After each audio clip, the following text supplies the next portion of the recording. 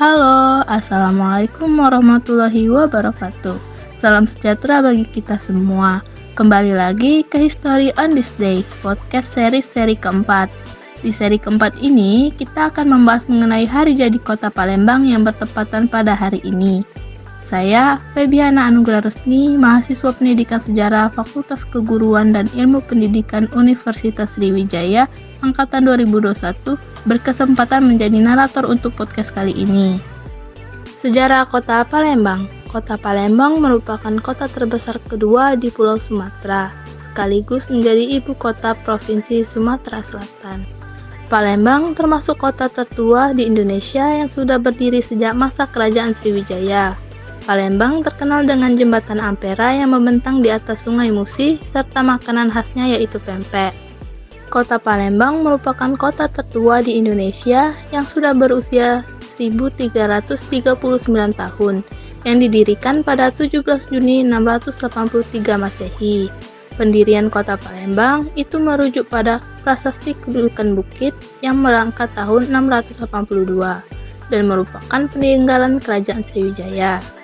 Prasasti itu bercerita tentang pendirian Kerajaan Sriwijaya di sebuah wilayah yang sekarang dikenal dengan Kota Palembang.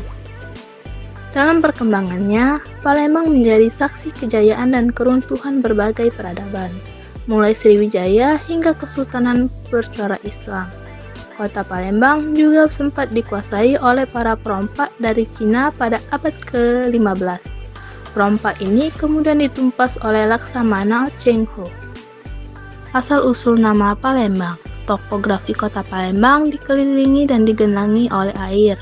Bahkan berdasarkan data statistik tahun 1990, hampir 52,24% wilayah di Palembang masih tergenang air. Kondisi Palembang yang seperti ini diduga menjadi alasan para nenek moyang terdahulu menyematkan nama Palembang untuk daerah ini. Palembang diyakini berasal dari dua kata dalam bahasa Melayu, yaitu pa dan lembang. Pa merujuk pada sebuah tempat atau keadaan, sedangkan lembang merujuk pada tanah rendah yang terendam air. Sehingga Palembang diartikan sebagai suatu tempat yang digenangi oleh air.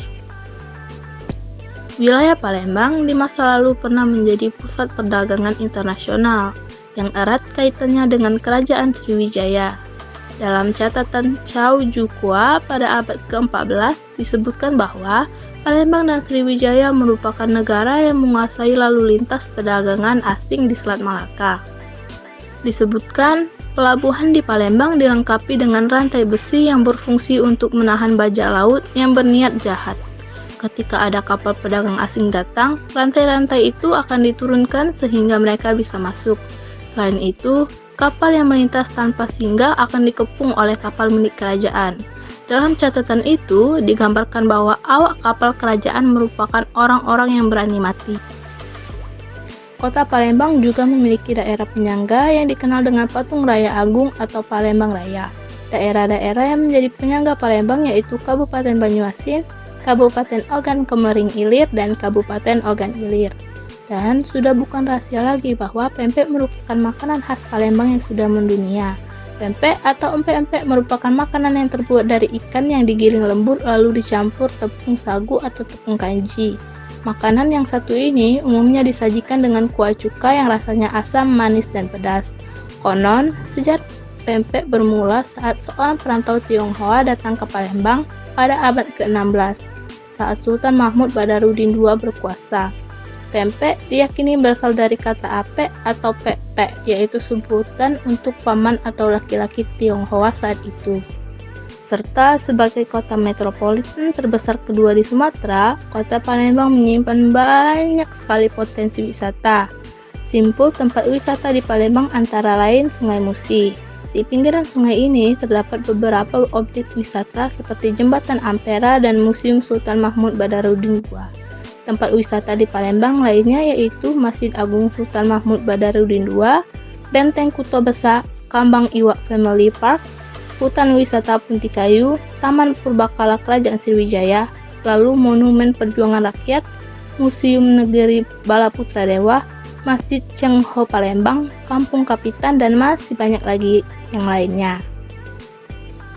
Baiklah, saya Febiana Anugrah Resni pamit undur diri. Sampai jumpa pada konten History on this day selanjutnya. Wassalamualaikum warahmatullahi wabarakatuh.